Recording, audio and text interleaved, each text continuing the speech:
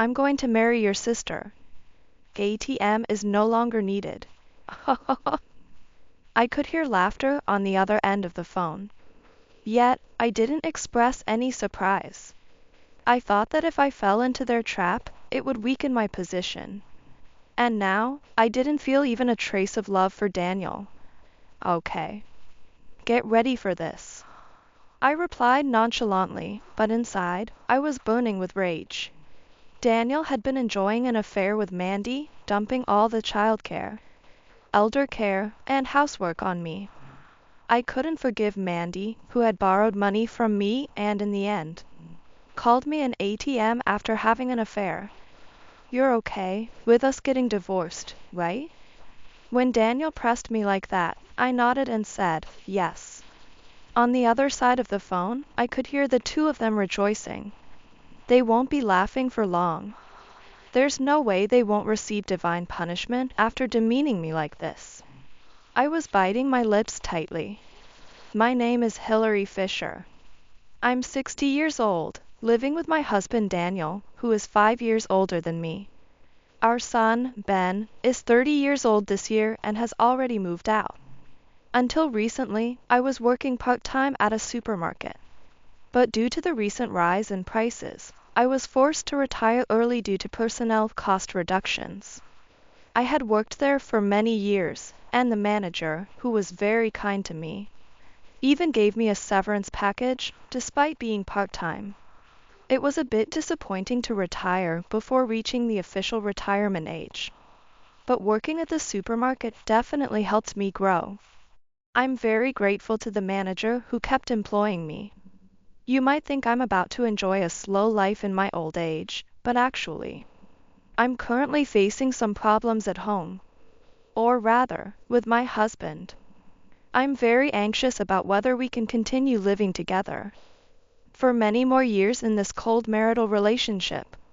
I want to explain everything in order. I met my husband Daniel about 40 years ago. At that time, I was a student looking for a job, and I went around talking to various working adults from different industries. The seniors I talked to were mainly from the newspaper club I was part of. The alumni often showed up at our club drinking parties, and Daniel was one of them. Hillary, what kind of company do you want to work for? Daniel, who was rumored to be the handsome senior in the club, asked me this with an appropriate distance. I honestly told him that I wanted to work for a stable company. Then how about my bank? Being a banker is the most stable job, right? Indeed, it seems like a solid job. I responded with a typical comment, but I was happy that Daniel invited me to apply to his bank. Encouraged by him, I applied and successfully got the job. It wasn't too difficult to get an offer since my university had many students hired by that bank. Once I started working at the bank, I saw how popular Daniel was. He was always being invited out for drinks after work, and it seemed impossible for me to get close to him. However, Daniel often asked me out, and despite feeling guilty towards his other fans, I started going out to eat with him more and more since I was interested in him. This led to us dating, and 3 years later, we got married, and I quit the bank. I regret quitting my job after only about 4 years, but back then, most women quit their jobs when they got married. Especially since Daniel and I worked at the same place. It seemed better to him if I worked part-time elsewhere. I had no regrets about marrying Daniel, though. For a while, we enjoyed our life together, but around the time I turned 30, I got pregnant with our eldest son, Ben, and gave birth. Until then, Daniel had treated me like a princess, but as soon as the child was born, he started acting coldly. Can you make milk for Ben? Milk? That's a mother's job. Why do I have to do it? I was filled with shock rather than sadness or anger at his 180-degree change in attitude. I had heard that men can lose interest when their wives give birth, but I thought that was only true for a limited number of couples. I never imagined that Daniel, who had loved me so much, would suddenly throw me into the sea after I had our child. The days that followed were tumultuous. Daniel literally did not help with childcare at all. Childcare is a mother's job. Besides, you're a full-time housewife, so it's natural for you to take care of it. I'm busy with work. Although Daniel came up with plausible reasons, I couldn't accept them. Even so, it's hard for me alone, as it's my first time taking care of a child. As I said this, watching Daniel's reaction, he glared sharply at me. If it's that hard, why don't you go to my parents' house? My dad's free, he can take care of it. Your father? Yeah, that's right. I couldn't hide my surprise at Daniel's suggestion. His mother had passed away early, and his father, who was the only one left, had recently injured his leg and might soon need care. I couldn't believe he was suggesting that his father, in that condition, should take care of our child.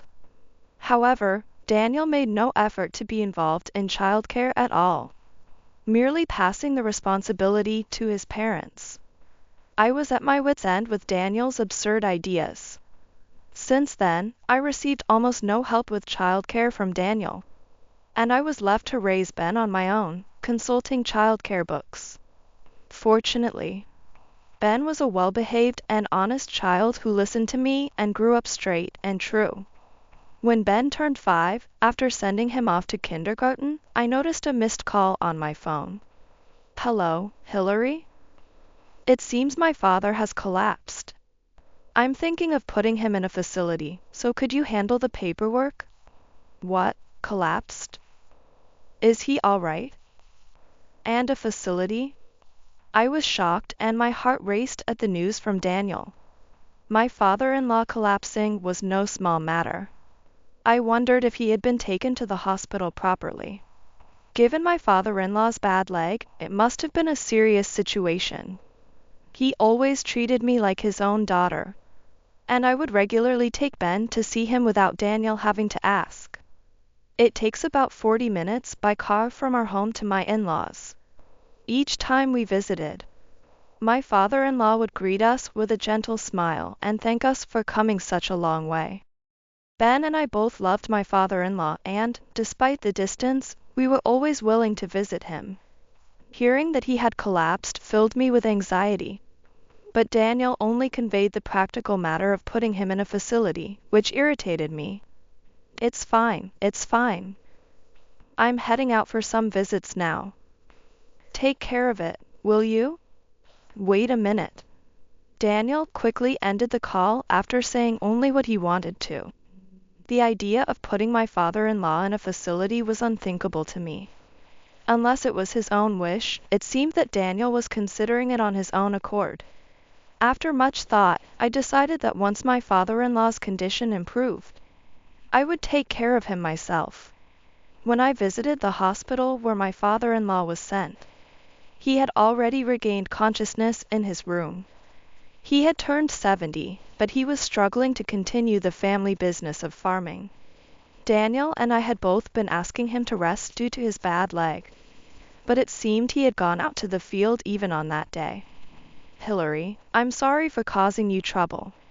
No, it's fine. Please, don't overdo it anymore.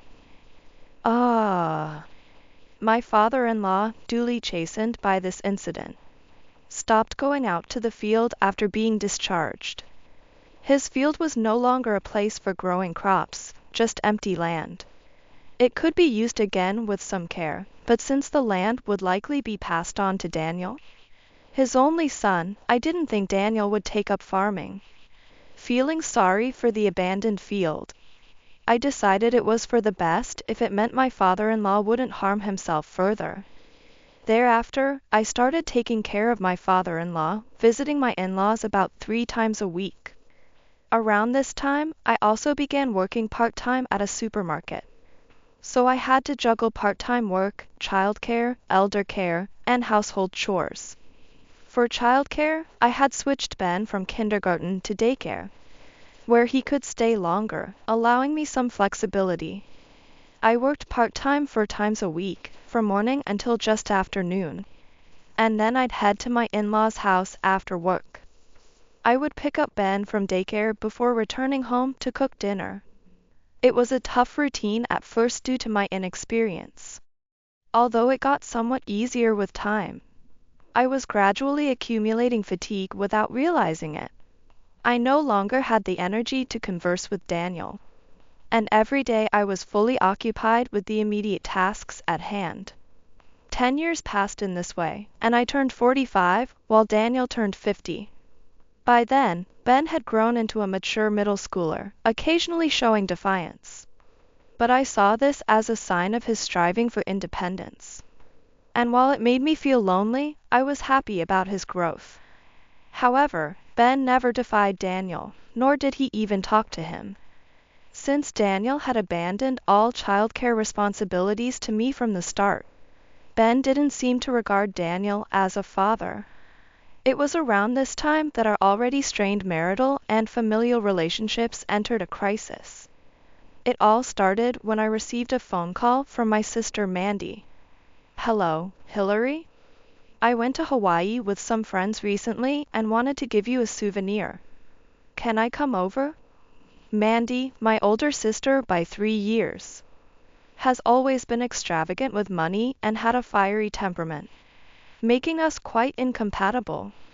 She always wore heavy makeup and, unlike me, was very beautiful. Her offer to bring a souvenir from Hawaii seemed suspicious, but I couldn't dismiss her goodwill and agreed.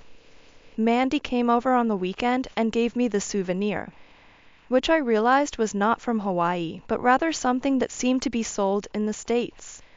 Thinking that pointing it out would surely upset her, I remained silent. "Hey, Hillary. I'm in a bit of a pinch this month. Can you lend me some money?" So, this was her plan all along. Lend you money? Why? I suspected it was just her usual overspending.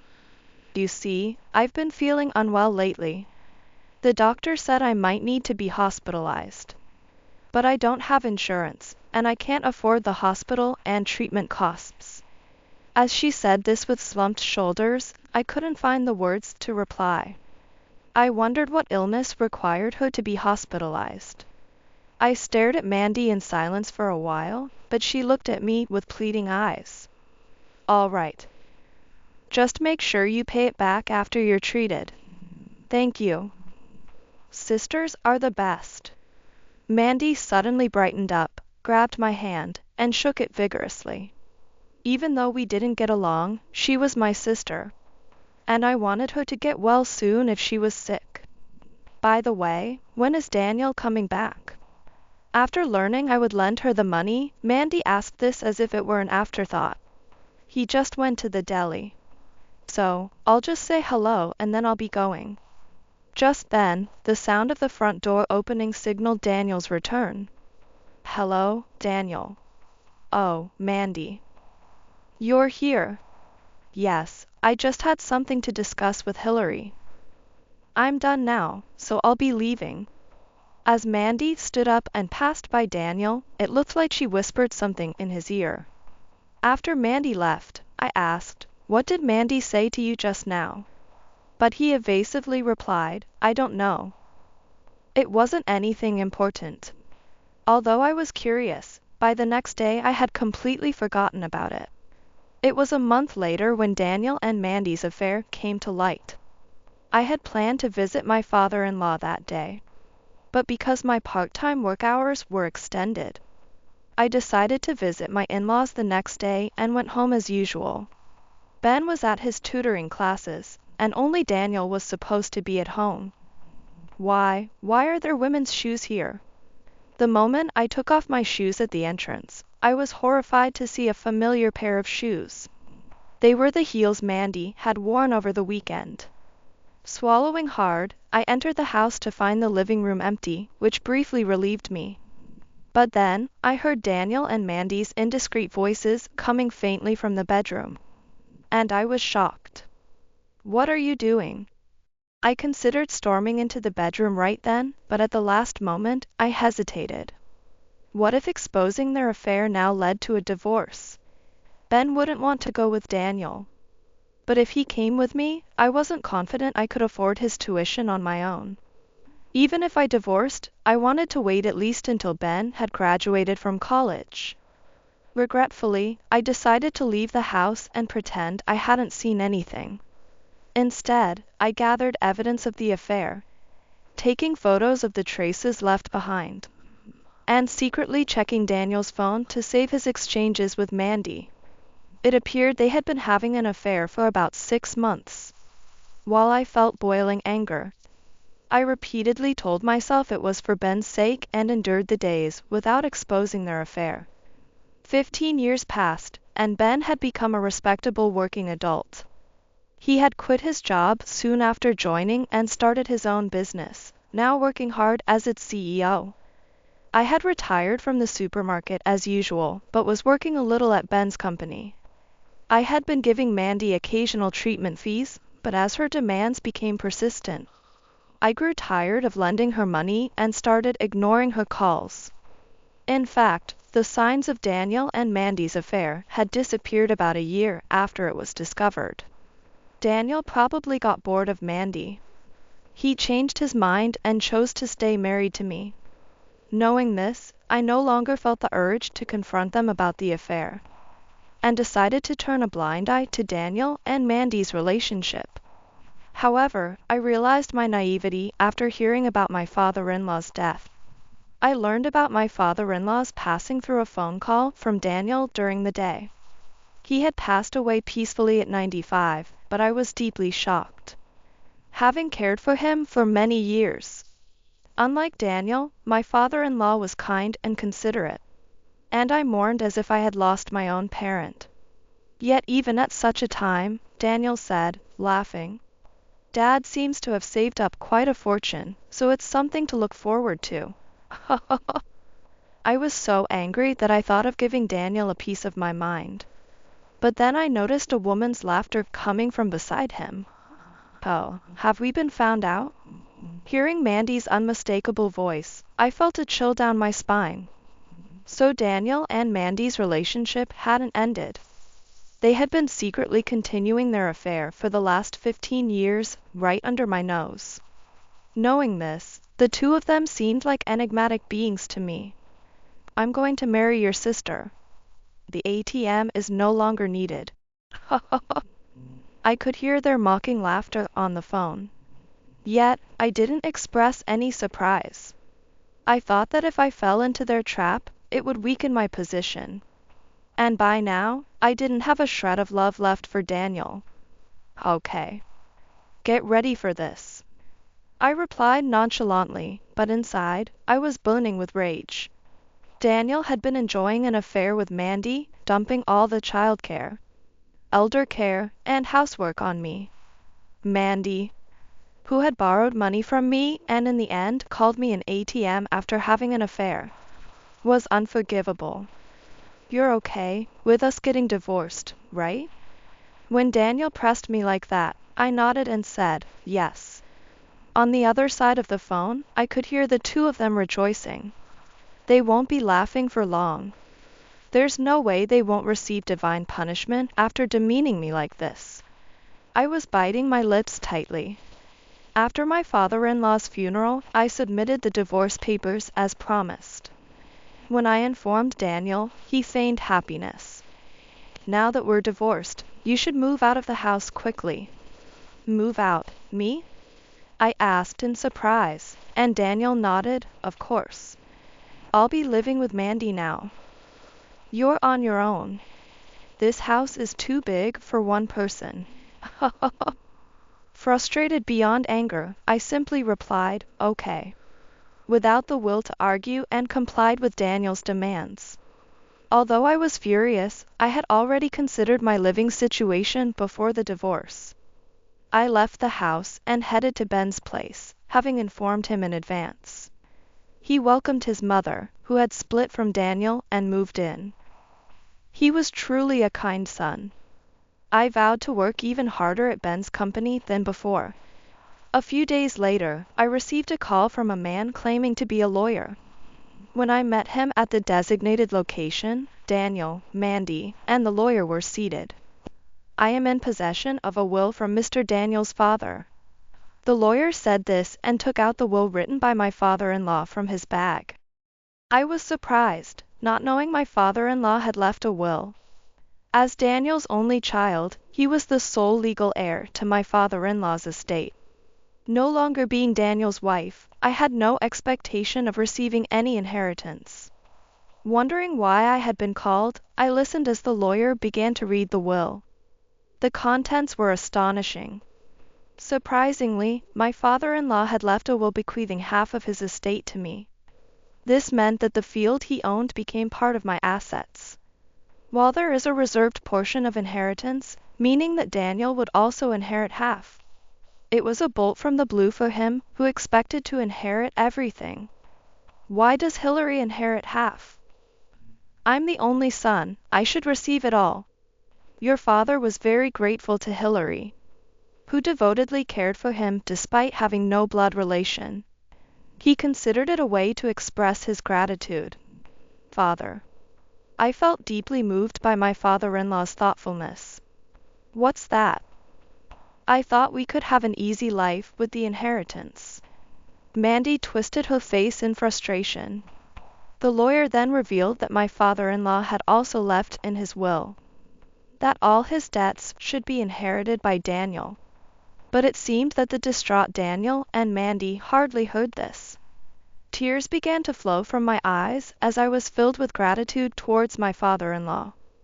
Thank you, Father.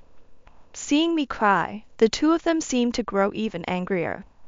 But the lawyer sternly concluded, that is the content of the will. I'm not happy about losing half, but at least we still have the other half, thanks to the law.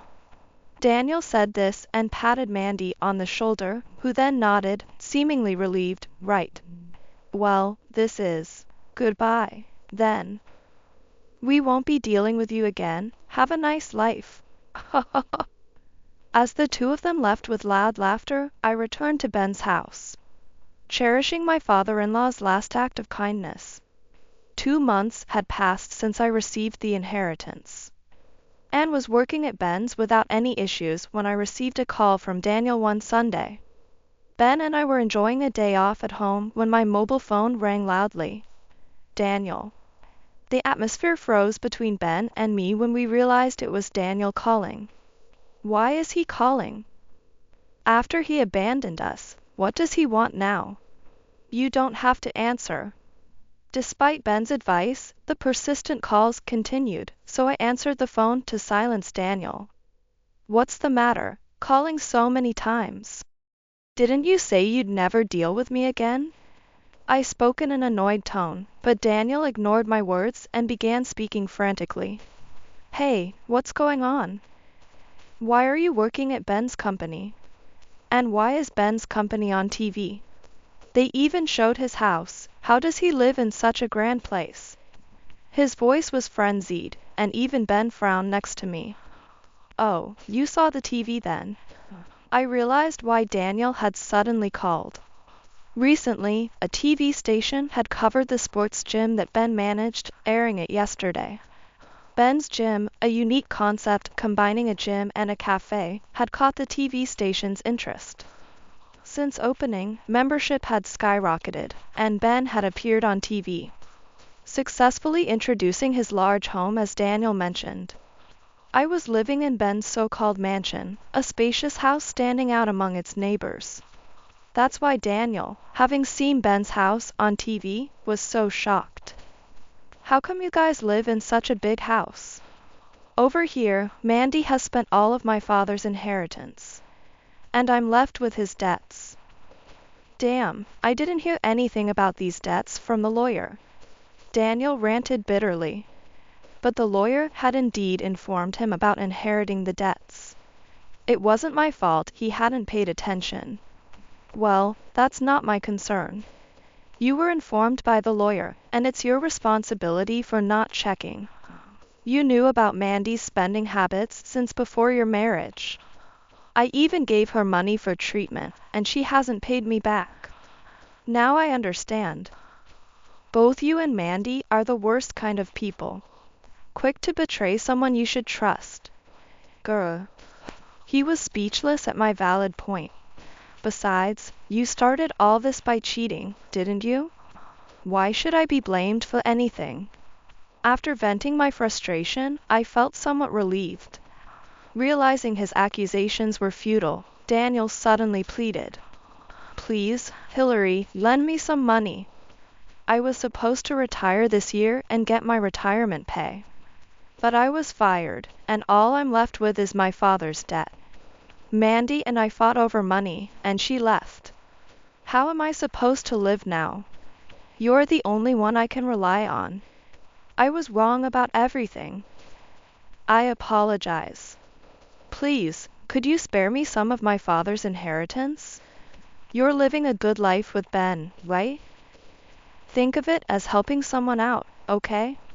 To think he'd stoop so low as to beg for money from an ex-wife he cheated on was beyond understanding. Ben, having overheard the conversation, looked at me as if he had something to say. I handed him the phone, and he turned on the speaker and addressed Daniel. Dad, you betrayed Mom and married my aunt, right? Since I was born, I heard you never took care of me. I don't have any memories of playing with you. It was always just me and Mom. She was the only one who came to my school events and sports days. That's why she's the only parent I acknowledge. And why she's living with me and helping with my company. Why should I lend money to a father who's never done anything for me? I won't give you a single penny. Ben spoke firmly, like a true businessman. I was overwhelmed by emotion. On the other end, Daniel gasped. Ben, how can you say that to your father? Fine, I won't rely on you two ever again. Don't underestimate me. With that, Daniel ended the call. Ben and I stared at the silent phone, then burst into laughter at the absurdity of the situation.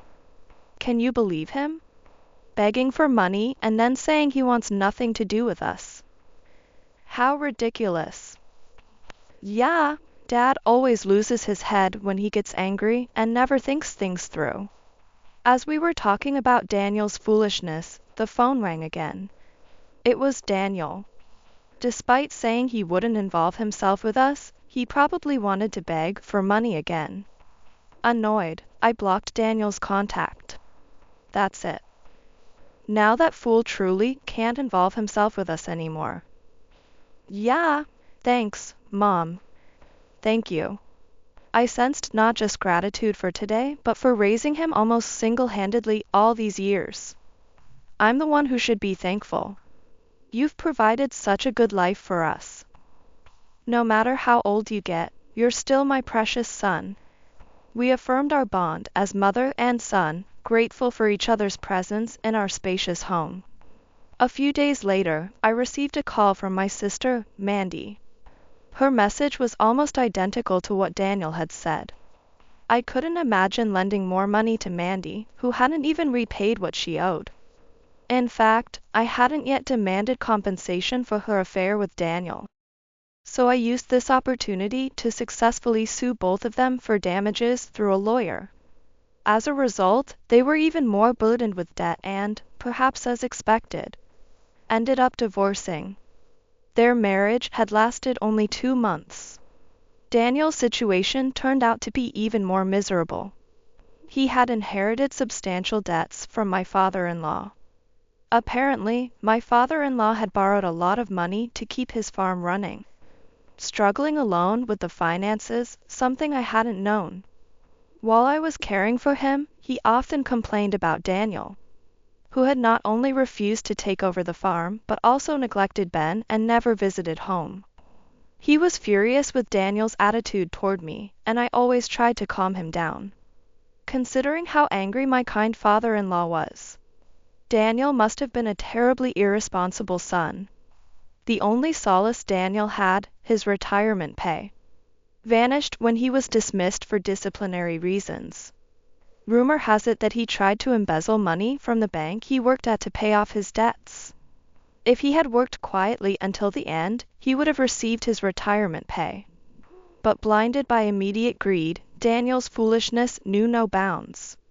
Now, at 65, he's working multiple part-time jobs to pay off his debts. Starting new work at this age, especially for someone who's never done household chores, childcare, or elder care, must be a huge blow to his pride. Considering how he neglected his son's upbringing and continued an affair with Mandy for years, I think it's a fitting punishment. He should keep striving until the end. As for me, I'm still working energetically at Ben's company.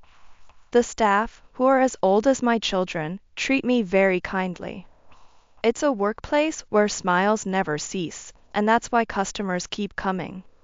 Ben recently got engaged to a girl a year younger than him and introduced her to me. She's a wonderful, sensible lady, well respected by everyone at work. I had planned to move out once they married, but she insisted that we live together. Grateful for her kindness, I'm looking forward to our life together as a family of 3.